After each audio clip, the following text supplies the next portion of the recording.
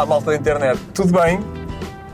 Esta minha estreia nestas andanças fica marcada com uma terrível e persistente dor de costas, mas fiquem descansados que nada se deve aos bancos deste Captur.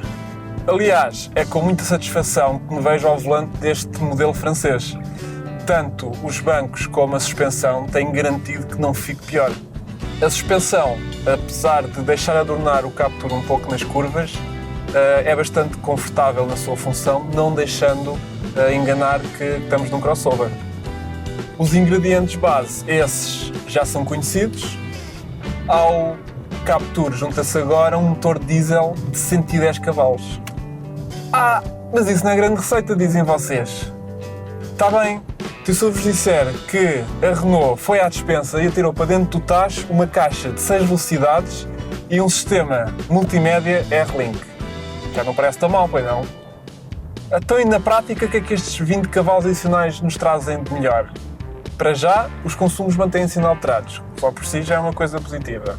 Médias de 3.7 litros ao 100 são ambiciosas num crossover, mas no nosso ensaio conseguimos valores semelhantes, o que por si só já é surpreendente. O botão Eco, esse continua a estar presente no painel de instrumentos. A Renault diz-nos que conseguimos uma poupança de combustível na ordem dos 10%. Com uma resposta mais lenta do motor ao acelerador, conseguimos ter uma condução mais defensiva e, por consequência, mais ecológica. Agradece o planeta e agradece a carteira. Para os mais apressados, este Captur pastelhado, com os seus 20 cavalos extra, consegue agora fazer do 0 ao 100 em menos de 2 segundos. Posso-vos dizer que a anterior marca estava nos 13 segundos. Na estrada, o comportamento deste Captur não é semelhante ao Clio. Apesar de partilharem a mesma plataforma, a superior altura ao solo faz com que este Captur não seja tão dinâmico.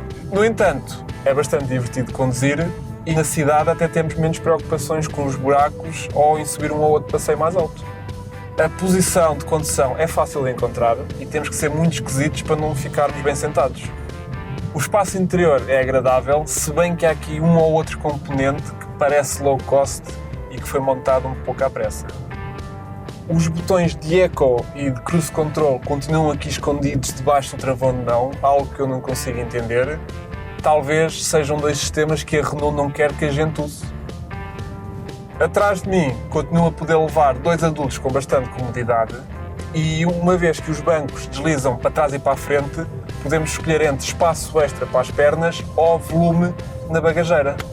Bagageira é essa que tem 300 litros de capacidade e que pode ser aumentado para 400 litros devido ao fundo falso que tem. A Renault pede por este Captur pastelhado 21.790€. Não me parece um valor exagerado face à melhoria de performance e um sistema multimédia que torna o dia-a-dia mais prático. O resto é a receita vencedora que já conhecemos, um líder no segmento dos crossovers em Portugal e também na Europa, que com este upgrade interessante vê a concorrência a ficar em biquinhos dos pés.